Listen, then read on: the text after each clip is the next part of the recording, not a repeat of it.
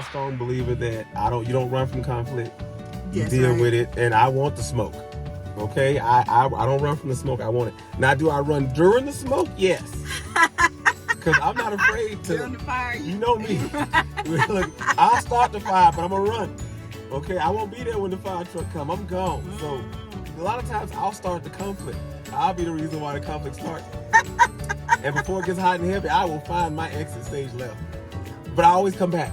I always come back though, because we will resolve the conflict. It's just sometimes you get emotional, and all that emotion turns into you saying stuff you don't mean and doing things you don't mean. So I'd rather walk away from it. All right, hello everybody, friends and family. Welcome back to Weekends with Angie and Randy. Yeah. This time we're actually filming from Mount Charleston because we're up here trying to catch pneumonia. It's trees in the background. People who are not going to blow out in the background, so hopefully they don't commit any crimes behind us while we're filming this video. So, but we wanted to reach out and let you guys know that we are having a game night this coming Friday, or is it Saturday? This coming Saturday, the 16th for St. Patrick's Day weekend. We're having another game night. So if you want to come out, it's free. Game night is free. You can come out. We will couple you with somebody if you're not already a couple, and we'll have a good time with that. Yeah, inbox us. Yes, inboxes, call us, text us. We're also going to have the cruise coming up in April. Hit us for the pricing now, because we've been letting y'all know about the cruise for the last 2 months. And if you have not jumped on that, the prices might be a little different now because you're waiting. It's next month. That's the 22nd through the 26th, Bahama Cruz. Just hit us up. We will get y'all information on that. And then May we'll have something too.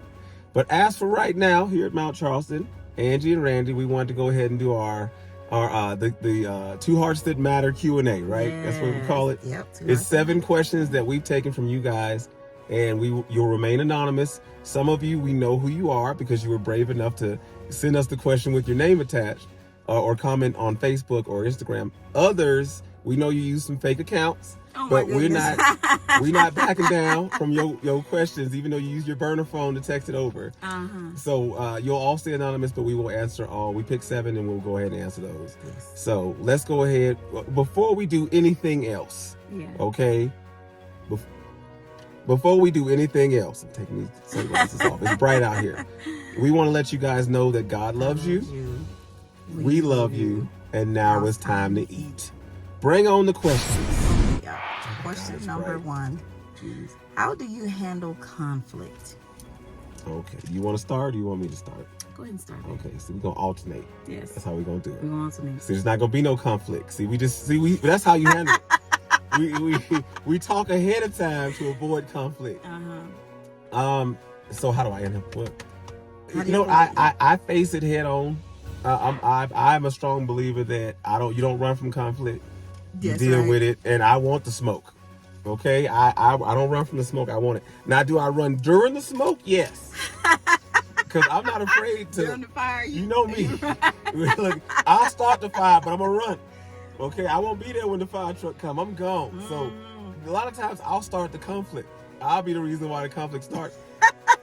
And before it gets hot and heavy, I will find my exit stage left. But I always come back.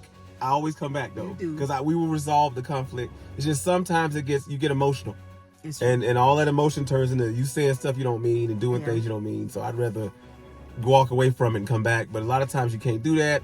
I'm not saying that's the best way to handle it, but that's how I do it.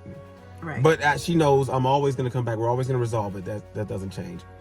For you guys, my advice would be to face conflict head on. Don't let it linger. That's right. Don't sweep it under the rug. Just face it head on, and have some healthy ways of dealing with conflict. Like we have our 7 principles.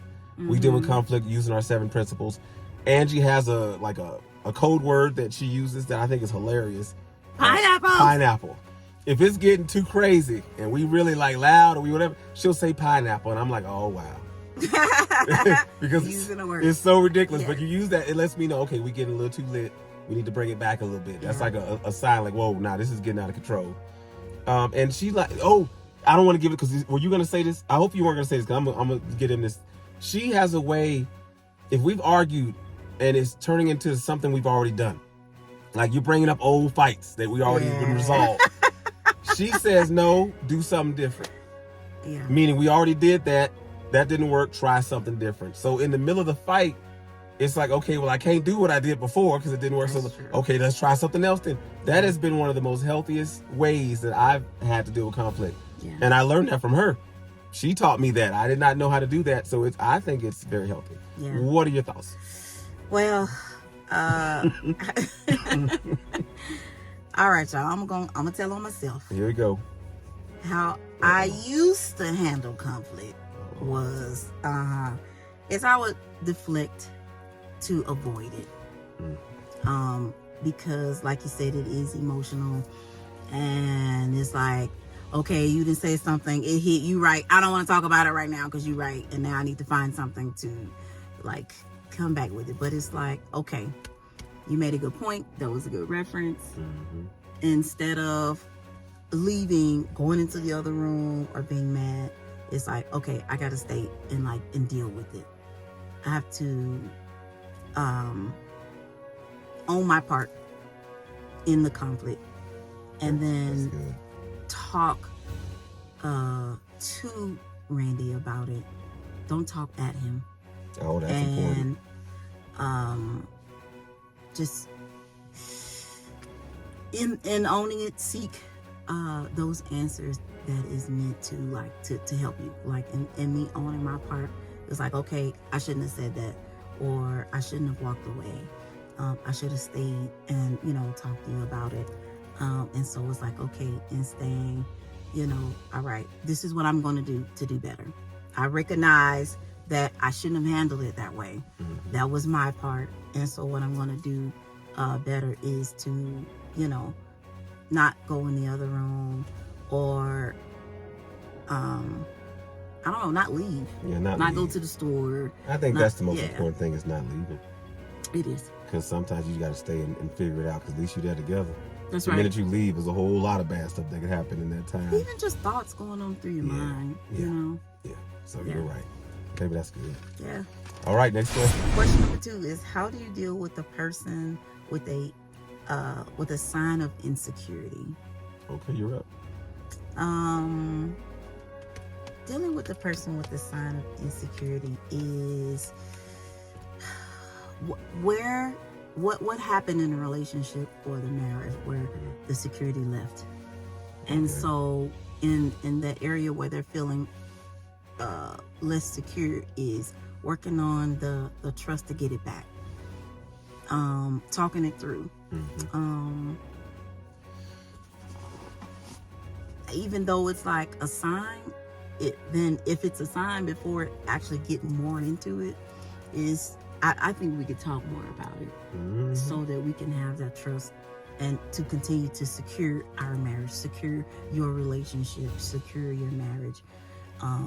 It's just doing more things that keeps the trust, that there is less insecurity. Got it. I agree. I'd say doing less things that cause them to be insecure. If it's your part, if your role is in their insecurity is things that you do, maybe decide to stop doing those things, or cut them back, or change those things, because the truth is you might be one of the reasons why they're insecure. I think that even though that's a personal thing, you can always help it out. Like, there's things that people do that kind of put fuel on that fire. If you can avoid those, go ahead. If you can't, then that's all them. And the truth is, if they can't grow from that insecurity to understand and trust you, then maybe they're not the one for you.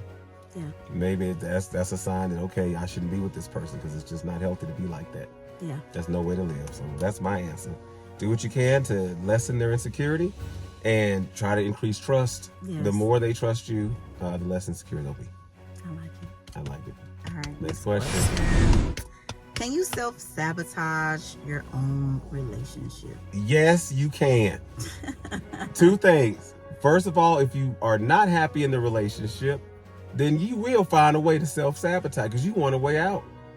You will find a way out, man. And I'm not going to get into no personal situations, but there are sometimes... Wow, I'm getting over a cold. Oh. See, I'm not coughing because of the flashbacks, but there were some times in relationships where I know for a fact I self-sabotaged because I didn't want to be with that person. Yeah. I didn't. And there was relationships where I should have self-sabotaged. but I didn't, and ended up with the person for way longer than I ever should have been with them. Oh. Way longer. Decades. Shut up. Okay, I ain't say who it was. I ain't say who it was. All I said was 20 years. So, I mean, what I'm trying to tell you is, yes, you can self-sabotage. Me personally, when we get into a disagreement, yes, when I leave, because remember, I'll start the fight. I'll walk in, I want the smoke, but I don't want the fire. I don't want the fire. So when the fire starts, when she starts, like, wait a minute, what's your role in this? Because remember, she owned her role, but now it's my turn. Right. Oh, well, my role is I got to go check, the laundry might be done. I'll be right back. I heard somebody calling me, something, my car is still running. So I'll find a way to leave. I'm gone. Because I don't want to deal with that. And that's, to me, self-sabotage, because it's like, wait, I already started it. I need to finish it. Yeah. I need to take the time, sit down until we resolve it. Yeah. I believe in resolution. I don't believe in just leaving things, because it will fester and it'll grow. So, yes, I say yes, you can self-sabotage either on purpose or accidentally, because you're not identifying the thing that you should be doing. Right? If you identify the thing you're supposed to be doing, and you know you're supposed to do it, then do it. Yeah. If you don't do it, you are sabotaging yourself in your relationship. Yeah. What do you think? Yeah, I think you're absolutely correct. Okay. Yeah. You're right. Well, there it is. No self-sabotage. There it is. So did we lock that one down? Or we locked that one down. Okay, then on to the next one. All right. Are you still in ministry? Oh, God. And I'm glad that question, that was actually came on Facebook. I remember reading it. Yeah. So kudos to the person who said it. I'm not going to say your name, but I appreciate you asking. Yes.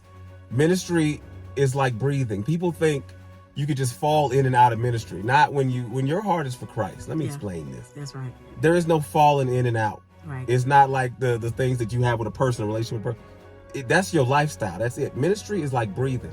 Yeah. When you ask that question, it's like saying, do you still breathe oxygen? Well, if I don't, I'll die. Mm-hmm. So, yes, we're always going to be in ministry. Right now, our focus is couples ministry. Yeah. And the reason is because a lot of places you go, churches, just anywhere, neighborhoods, they don't have anything really to do for couples. Yeah. You might every 6 months have a couples retreat or a workshop, but it's not enough. There should be an active lifestyle for couples who have children and the ones who don't, for couples who are married and not married, or even just dating. Yeah. So that they have the steps of, okay, where are we going? Yes. Who are we? What is this? Like, where are we right now? What are we going towards? And what's the best way to get there? What's the healthiest way? And it should be fun. The whole thing is, it shouldn't feel like work. It should be fun. You should be enjoying your life, having all these things. Coming to Mount Charleston, spending the weekend in a cabin, drinking cocoa and skiing. Yeah. And I mean, we black, but we still out here. I ain't ski, we ain't drink. You know what I'm saying? We in the car, we ain't out there. You see the people in the background is out there, but we're not out there with them. Right. But at least you have the opportunity. These are things, game nights, cruises, staycations. These are things you have to plan on your own. Well, Angie and I, we are already doing this stuff anyway. Mm-hmm. So we said we're going to start a couples ministry where we can bring people along, and it won't be expensive, and we take care of everything. And I think it'll be a great resource for churches, because they're not doing it. They got so much other stuff to focus on. They can't focus. So this is the best, godliest way in ministry to show how much we love you guys. Yeah. So that's where we are right now, focused on couples ministry. Did you have anything for that? Because that's pretty cut and dry. Yeah. Yeah. So yes, we're never going to stop ministry. It's like, it's breathing for us. It really is, and that doesn't change. It might not look like the ministry that you're used to, but it's because we've already done that. Mm-hmm. Right? You can just check. It's all. Look at the receipts. We've already done it, and we can do it again whenever we want. Yeah. So, let's go. Can you be in a healthy relationship if you haven't completely healed? That's you. Go ahead and get it. Not because you haven't healed, but that's just your turn. That's what I mean. I'm not saying you're not completely healed from that last relationship you was in. I'm not saying it don't come back and haunt me sometime. No, go ahead. Answer the question. Come on now. You can. Don't put no name in it though. You can be in a healthy relationship while you are healing. Sometimes, as you mentioned, those things of the past do come up. However, it is up to you to want to keep the love, keep the openness, keep the communication as well, because even when things that's come up from the past that you're continuing to heal from, communicate those things with your partner, to let them know how maybe something they said or something that they did maybe triggered you from a trauma or situation that you are still healing from. That's good. But if they don't know that you're even dealing or healing in the area from that situation, that is something that can continue to come up or continue to hurt you or even push you away. But if you don't tell that person, then how can they change in the area or help you, for that matter, in the area, if you don't communicate those things? So in the communication is so that there's a full understanding on both parts, on the portion or the section or the area where you're healing, so that as you're healing, if there's anything they could do to help, allow them to. Sometimes people want to deal with things on their own because it was something that happened to them way before they got together, whether it was something with family, non-family, abuse in a relationship, or rape that happened from somebody they didn't know. If something is said or happened that was in your past, that it could be anything that comes into your current relationship. Well, if you're not open and vulnerable enough to say, well, hey, this is what I deal with in my past. Sometimes everybody don't share those things until something happens to trigger that. Yep. But you have to communicate that, so that way they'll know, okay, that was not okay. I'm sorry this person hurt you. Or I'm sorry that hurt in that situation. And so you're going to continue to heal. Now, if that person continues to do those things or poke and prod you to, continue to be hurt, then that is just a sign of they're not listening, they don't care. And, then that's different. But if you're in a healthy relationship, you should be able to be open enough to communicate that to them, so that while you are healing, if there's anything they can say or do, or to help you be guided through that situation, I think that can be done. Oh, there it is. I think you said it very well. I would just add that there is no healing without relationship. It's not possible. You might think you're healed because you went off to some desolate place and meditated for 2 or 3 years, but something will trigger you. It'll come right back. Relationship is the only way to heal, and you'll be healing for the rest of your life. These are things that don't just go away. That's true. You can't do it without community. People need people. If you don't have a relationship with God, you're not going to heal. That's right. I'm sorry, you can't do it by yourself. You don't have a relationship with somebody who truly cares about you, you're not going to heal. Because you have to say it. You have to put it out there. Put it out there, and then that's how you take your power back. By putting it out, you get your power back. Yeah. When you keep it in, now the power goes to the first person that puts it out before you.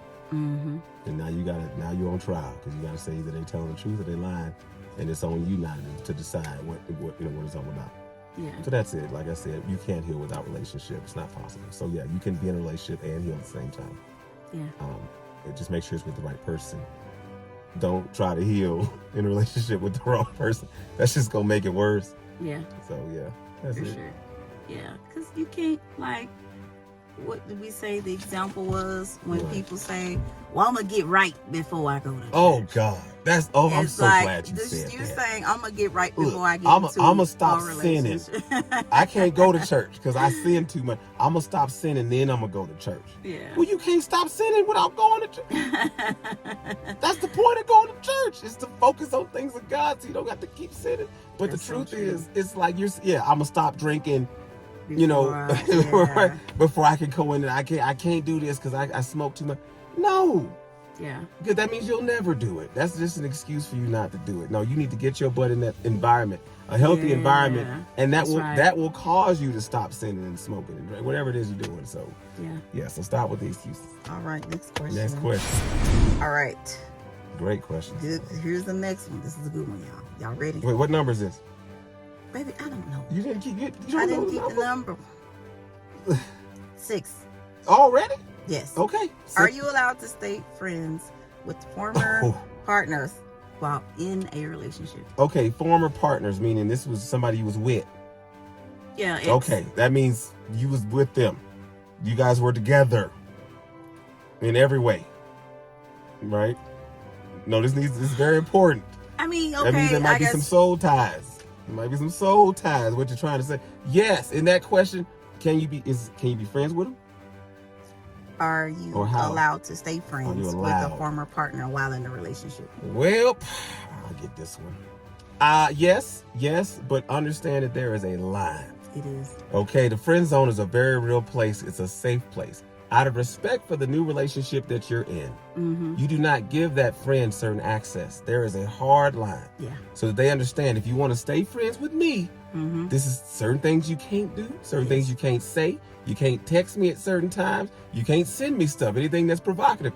That kind of stuff is all out the window because that's not the appropriate friendship for me and my partner. Yes. Meaning, if you can't text it to me in a group chat with my husband, or my wife can't see what you're sending me, or she can't be part of this conversation, then don't do it. That's right. And that's a good friend. If you cross that line, that hard line, now we can't be friends no more. That's right. So as long as you respect the relationship, by staying in the friend zone and doing what you're supposed to, being a good friend, caring about us, making us better, because it ain't no more her, it's us. Or it's not just me, it's us. That's right. Then it'll work. The minute that line gets crossed, you're gone. I say you getting deleted, you getting blocked, you gone from social media. There is nothing else to talk about at that point, because all you're going to do is bring all that negativity into my relationship. Yeah. And you're going to try to mess up. I'm not going to let a third person try to mess up what we've worked so hard to build. So that's right. That's what I agree. Yes, you can, but there's a hard line, and make sure they understand it. It's a hard line. What do you think? What do you say? I agree.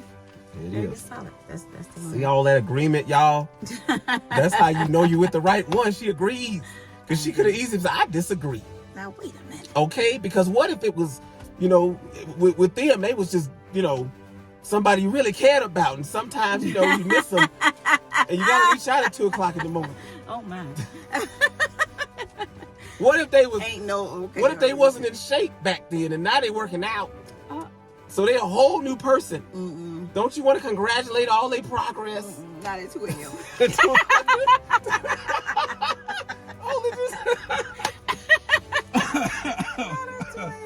Okay. All right. Okay. Next question. Last question. Last one? Yes. Okay. Last one. How do you stay vulnerable and communicate? Come on, y'all. Hard things with your partner. You're up. Oh. It's your turn. All right. So, how do you stay vulnerable? Yeah, baby. How do you stay vulnerable? I stay vulnerable. Okay, here's the thing. Let me tell you. And communicate hard things. See how the finger came out? Yeah. Here's there go the finger. Pointing right, that thing. so, boom. What me and Randy have done was there's 3 things. Okay. There's 3 things. So one of those things is, can I have a no consequence conversation with you? Yes. No, that's good. Yeah. We ask ahead of time. Yes. We do. We ask ahead of time. Things we about to say, because it's hard and we don't want to offend anyone. No. And so intention is important. Yes. And so can I have a no consequence, conversation with you? Another one is, can I talk to my best friend right now? Yes. You're my husband. And I want to talk to you as if I would talk to my best friend. Yes. And I want you to give me advice as you as my best friend. Yeah. And then we so listen. You're asking me to turn off the husband and turn on the best friend. Because husband's gonna reply one way, best friend's gonna reply another way. So you're right. Yes. Yeah. And it could still be in reference as a husband, but for us, sometimes mentally, right? Yeah, mentally. I need my best friend. Yeah. I need my best friend. And the third thing is, can I say something to you? And I want you to know I'm not trying to be offensive or trying to attack anything like that. So I just want to talk to you. And even sometimes when we're having a conversation, we may even still ask, like, is it something you want to say? Like, do you want to vent? Do you want me to listen? Or do you want me to also listen and give an answer? Because sometimes you need your partner to just listen to you. Yes, that's good. Yeah. And even in the listening process, you're also saying some things to where it could help the marriage or the relationship. So, just being able to be vulnerable and communicate. If you do either one of those 3 things, to let your partner know that, I want to talk to you. And when you say that it's no consequences is not that you can't be upset, but you can be upset by the things that's that's it. But you're not gonna come back with an attack. You're not sleeping in the other room. You're not gonna be mad. It's not gonna be a divorce or get mad and you're gonna leave.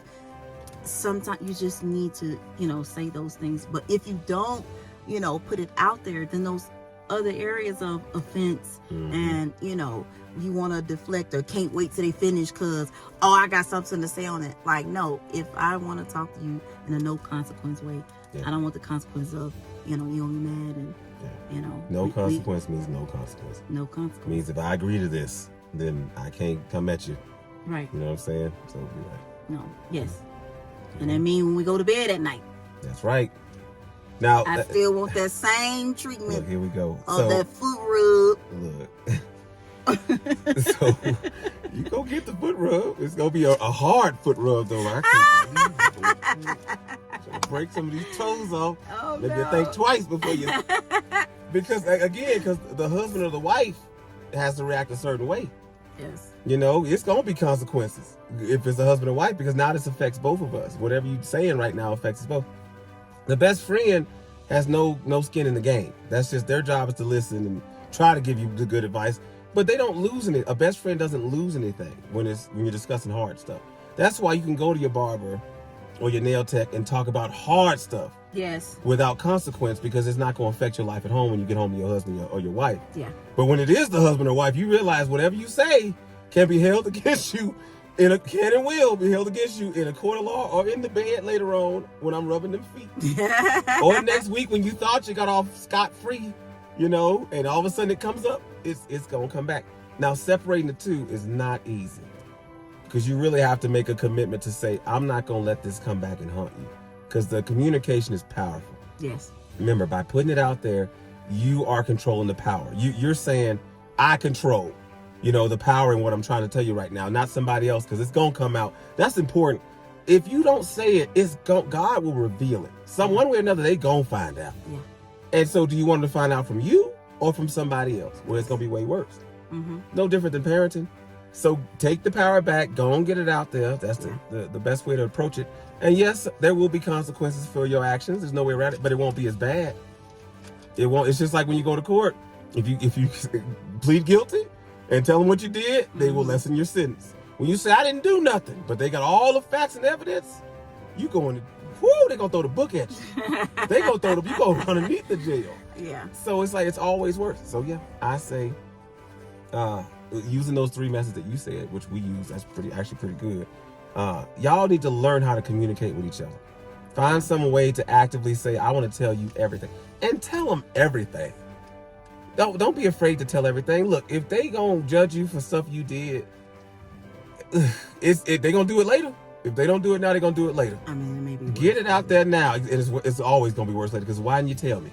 That's true. You know what I'm saying? Because it's gonna come around. I promise y'all. Just get it out there. If they can deal with it and handle it, then you good for the rest of your life. If they can't, now maybe it's time to move on. I'm just saying, maybe this ain't what you thought it was gonna be. It so, didn't turn out.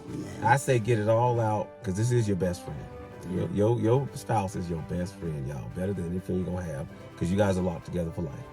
Get it all out there and make it work. Find some way to make it work, which is what we decided. Me and Angie decided we're gonna make this thing work no matter what. And I'm talking about even when I'm like, I'm out, I'm gone. But we tried. It was a good old-fashioned try. Good while it lasted. Let's call a lawyer. Let's finish this up now. There is no.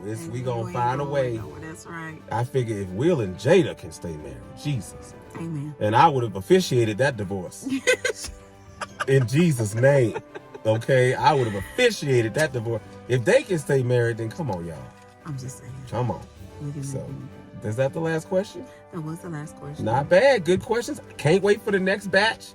Right, we will be doing another Two Hearts That Matter Q&A soon. That's right. We'll get you guys some more information on Facebook and on our TikTok and on Instagram. But until that time, we want to say we love you so much. Anybody who takes the time to watch a 20-minute, 25-minute video of us, maybe even 30. You know what I'm saying? Yeah. Plus, if you hang out with us, you already know it's a good time. So, it's a good time. But we appreciate y'all. We love you guys. Thank you so much. We're gonna get back to Mount Charleston. Yeah. How do we close the letter? Oh, you know what? Just so you all know. Let me take off the glasses. Jesus still loves you. That's right. We still love you. That's right. And now it's time to retreat. Retreat. Because we leaving.